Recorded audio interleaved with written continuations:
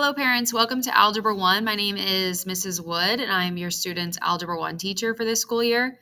My name is Natalie Wood. As I said, this is my email, which is probably the best way for you to get in contact with me, and then also my school phone number with the extension. Just a little about myself. I was born and raised in a small town called Scottsburg, Indiana, which is in southern Indiana, almost on the border of Kentucky. After high school, I went to IU Bloomington, and I have a degree in math education and also a minor in history. I also have a master's degree from the University of Missouri, and this is my 7th year of teaching at Carmel, 7th year overall. I came here right out of college, and actually all 7 years I have taught Algebra 1, so very knowledgeable in the content. And then just on a personal note, I have a husband named Ben. We've been together for 8 years and married for 2 years. On this slide, I just have listed the kind of main topics for Algebra 1 from the Indiana State Standards for Algebra 1. We will have roughly 4 tests and 4 units per semester. Here's my class expectations. These are also listed on my class syllabus, which is posted in Canvas, and I went over these the first day of class with my students. So just to kind of go through some of them, we'll help and support others. We'll complete original work. We'll come to class ready with the proper materials. So the biggest one there being pencil, because for math class we do use pencils quite a bit. And then calculators, and I'll talk about specific calculators in a couple of slides. And then as well as the Chromebook and Chromebook charger.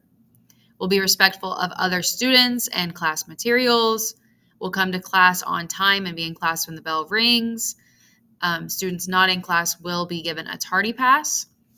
We'll work on math in math class. So sometimes I have students who will tend to try to get off topic, maybe studying for a Spanish test. So we try our best to make sure we're focused on math while we're in here.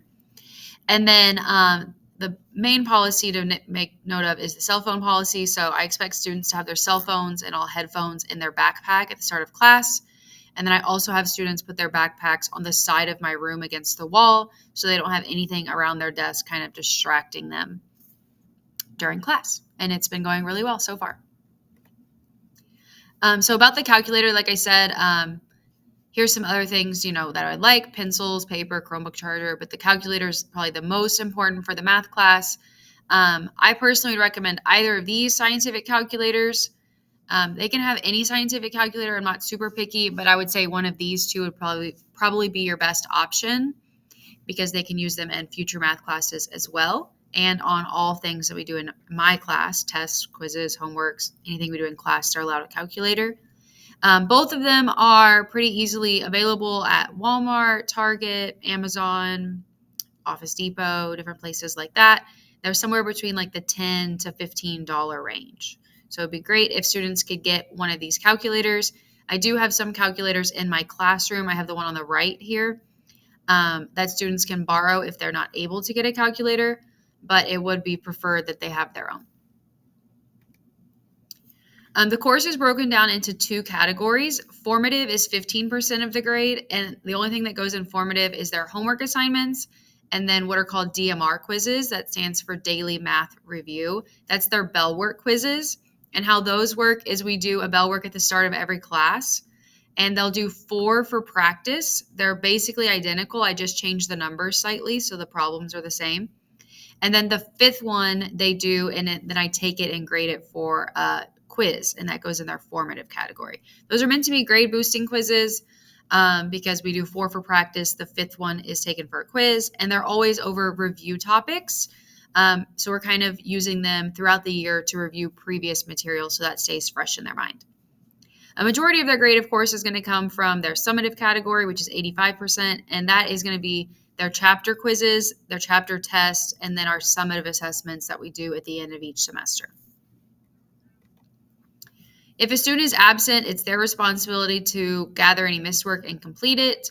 Everything that we do in class is going to be posted in Canvas, so that's where your student should check if they're absent. And I also, on each module, I'll exit and show you guys. If I click into my Canvas and go to student view so you can see it how your student will see it. This is what my Canvas will look like. If they go to modules, they'll see a page for each day, and I have the date listed. So let's say they're absent today, Friday, August 15th. They can click on that. And then again, at the top of that page, it will say the date. So they'll know exactly which page to click on because that's the day that we did that. And it will have anything listed that we did, as well as their homework assignment will be listed. So again, Canvas is a great place to check. I'll also, if I passed out any physical copies that day, I'll put your student's name on that copy, and I have a folder in my room that has their period where they can go and grab any physical copies that they missed. But of course, they're also in Canvas, so they can print those on their own if they'd like. Another big policy to mention is my late work and retake policy. Our late work is accepted for full credit. I don't take any points off for things being late. If something is missing, I will have it marked missing in PowerSchool, and it will have a score of 0 until the assignment is turned in. So I try to keep my PowerSchool updated every day. So definitely check your PowerSchool to see if your kid has anything missing for my class. Retakes are available on chapter test. I only allow retakes on test. And to be eligible for a retake, your student has to be an active participant in class, and all homework for that chapter has to be turned in by the chapter test date to be eligible for a retake. So, for example, all of chapter 1 homework, all of unit 1 homework needs to be turned in by the unit 1 test date to be eligible for a retake. If you have your homework not turned in by that date, anything's missing by that date, then you are automatically not eligible to retake that assessment. Now, the homework can still be turned in after the test date for full credit. You're just not eligible to retake. So again, just make sure that you're encouraging your students to get their homework done by the test date, and then they should be good to go for retakes. As I previously mentioned, and the students are aware of this, cell phones, headphones, AirPods, all those things are to be in their backpack at the start of class, and then their bag is along the side of my room, which has not been an issue so far. As I already mentioned, Canvas is where I post everything, so here's just a screenshot of that, and I showed you as well, just making sure they're looking for the correct date of when they were absent to see what they missed. And thank you so much for your time. I look forward to working with you and your student this year. Please feel free to reach out to me with any questions or concerns you have. And as I said earlier, email is probably the easiest way to get in contact with me. Thank you.